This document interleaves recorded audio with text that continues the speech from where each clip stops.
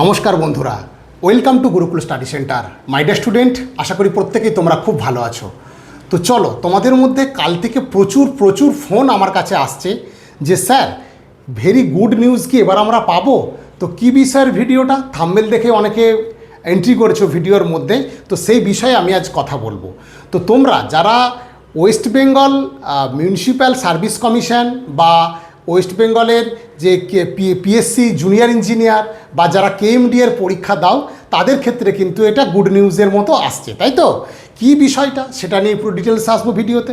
তো তোমরা যারা দেখেছো যে পাবলিক সার্ভিস কমিশন এই ভোট চলাকালীন সময়েও একটা মিসলেনিয়াস সার্ভিসের বিজ্ঞপ্তি বার করেছে।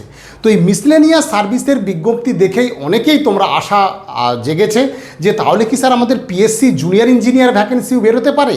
তো সেই নিয়েই পুরো ভিডিওতে আসবো আমি। তার আগে বলবো, যারা গুরুকুল স্টাডি সেন্টার একদম ইউটিউব চ্যানেলে নতুন এসছো, আমি বলবো আমাদের চ্যানেলটা সাবস্ক্রাইব করো।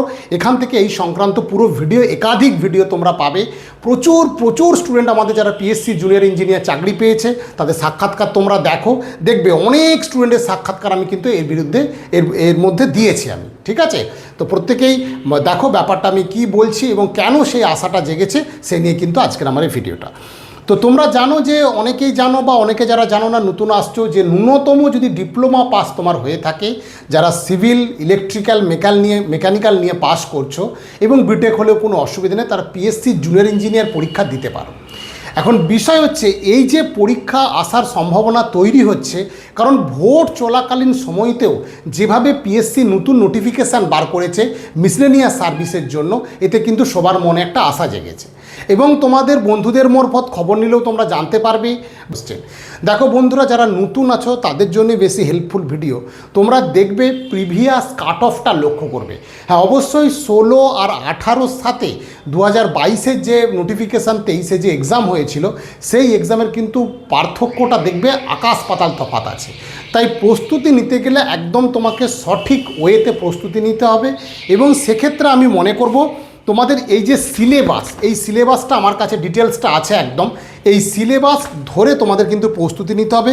সেখানে কি আছে না, অবশ্যই টেকনিক্যাল কোশ্চেন ছাড়া কোনো non technical question PSC junior ইঞ্জিনিয়ারে হয় না। অনলি টেকনিক্যাল, অর্থাৎ যে সিভিল নিয়ে পড়েছো সিভিলের কোশ্চেন, যে ইলেকট্রিক্যাল নিয়ে পড়েছো ইলেকট্রিক্যালের কোশ্চেন, যে মেকানিক্যাল নিয়ে পড়েছো মেকানিক্যাল কোশ্চেন। এখানে কিন্তু ইলেকট্রনিক্স বা অন্যান্য ট্রেড যেগুলো আছে, সেখানে কিন্তু পিএসসি জুনিয়র ইঞ্জিনিয়ার রিক্রুটমেন্ট হয় না, ঠিক আছে? অনেকেই তোমরা ফোন করো আমাকে, সেটা ভিডিওর মারফতে আমি বলে দিলাম। তো এখানে কি থাকে, মূলত 100টা টেকনিক্যাল কোশ্চেন থাকবে, প্রত্যেকটাই 2 নম্বর করে। 200 নম্বরের এই টেকনিক্যাল এক্সামটা তোমাকে দিতে হবে ওএমআর সিটে, ঠিক আছে?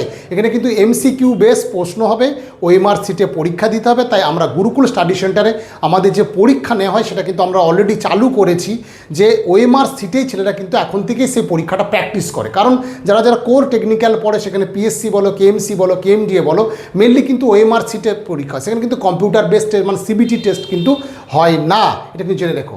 মজার বিষয় যেটা হচ্ছে, এখানে কিন্তু মজার বিষয় না, ভেরি সিরিয়াসলি বিষয়, তোমার মানে ইন্টারভিউ যেটা আছে, পার্সোনালিটি টেস্ট যেটা আছে, যেটা আমি বলি 100 নম্বরের। অর্থাৎ যদি তুমি টেকনিক্যাল সাবজেক্টে, বহু স্টুডেন্ট আছো যারা এই ভিডিও অলরেডি হয়তো দেখছো, যে তোমাদের রিটেন অনেক ভালো করেছো, ভালো নম্বর রিটেনে পেয়েছো, কিন্তু এই 100 নম্বরের ইন্টারভিউ কিন্তু ছেলেখেলা নয়। কারণ তোমাকে কোন সাবজেক্ট থেকে কোন জায়গা থেকে কোশ্চেন করবে, যদি তোমার আগে কনসেপ্ট ক্লিয়ার না থাকে সাবজেক্ট ওয়াইজ, কিন্তু কোনোভাবেই বলা যায় না।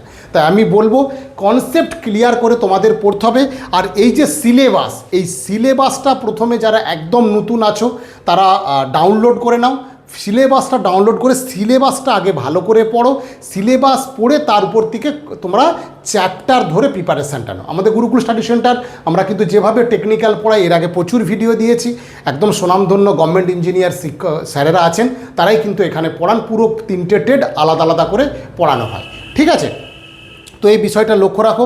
তাই আমি বললাম, শুধু কাট অফ লক্ষ্য করলে হবে না, তোমার কাট অফের থেকে আরও নম্বর বাড়াতে হবে। যেটা সবথেকে ভাইটাল, ইন্টারভিউটা, সেখানে কিন্তু তোমার একদম ডেপথ, তুমি কি জানো, কতটা জানো, কতটা গভীরে জানো, এই তিনটে বিষয় কিন্তু ইন্টারভিউয়াররা তোমাকে করবেন, সেইটা তোমাকে কিন্তু ভালো করে উত্তর দিতে হবে। তাই আমি বলবো প্রস্তুতিটা শুরু করলেও করতে পারো, না করলেও কোনো অসুবিধা নেই। এখানে না করার কথা আমি বলছি না, কারণ হচ্ছে যেহেতু 2022 সালে লাস্ট তোমাদের অ্যাডভার্টাইজমেন্ট এসেছিলো, সেক্ষেত্রে 22-এর পর থেকে অনেকটা দিন পেরিয়ে গেছে, পিএসসির কিন্তু নিউ ভ্যাকেন্সি আসার সম্ভাবনা প্রবল।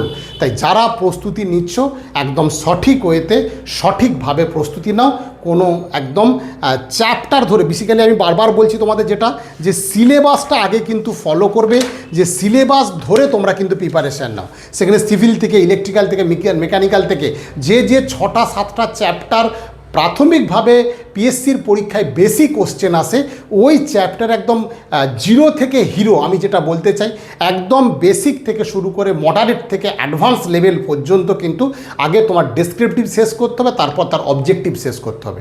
তো এইভাবে প্রস্তুতিটা শুরু করো, আশা কিন্তু তৈরি হয়েছে। ভোটের মাঝেও যদি এইভাবে পিএসসি মিসলেনিয়াস সার্ভিসের এক্সাম বের করতে পারে, তাহলে জুনিয়র ইঞ্জিনিয়ারও কিন্তু আগামী দিনে বেরোতে পারে, এই নিয়ে কিন্তু কোনো সন্দেহ নেই। তাই তোমরা প্রত্যেকে ভালো করে প্রস্তুতি নাও এবং সেইভাবে প্রস্তুতি নাও, কারণ অনেকেই দেখা গেছে বহু ছেলে, আমি তোমাদের ভিডিও প্রায় 35-40 জনের ভিডিও অলরেডি দিয়ে দিয়েছি, যেখানে কিন্তু কেউ 16 সালে পাস করেছিল, 18 সালে পাস করেছিল, 22-এর পরীক্ষায়, যেটা 23-এ পরীক্ষায় ছিল, এখানে কিন্তু রিক্রুটমেন্ট পেয়েছে। অর্থাৎ দুবার পিএসসি জুনিয়র ইঞ্জিনিয়ার পাস করার পর ইন্টারভিউ দেওয়ার পর কিন্তু 3 নম্বরে তাদের হয়েছে।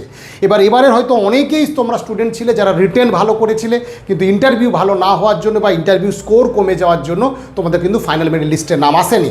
তাদের জন্য বলবো প্রস্তুতিটা আগে থেকে শুরু করো, আরও কংক্রিট নলেজ তৈরি করো এবং কনসেপ্টটা আরও ক্লিয়ার করো। বিশেষ করে সিভিল, মেকানিক্যাল, ইলেকট্রিক্যালে কিছু কিছু চ্যাপ্টার আছে, কিছু কিছু সাবজেক্ট আছে, ডেপথ না জানলে কিন্তু ওখান থেকেই তোমাকে ইন্টারভিউয়ের কোশ্চেন করবেন, সেখানেই কিন্তু বিষয়টা তোমার আটকে যাবে। তাই বলবো শুধু অবজেক্টিভ না পড়ে এখন থেকে চ্যাপ্টার ধরে কিন্তু প্রিপারেশানটা শুরু করো। তাই প্রত্যেকে ভালো থেকেও, ভালো করে প্রিপারেশান নাও, ঠিক আছে?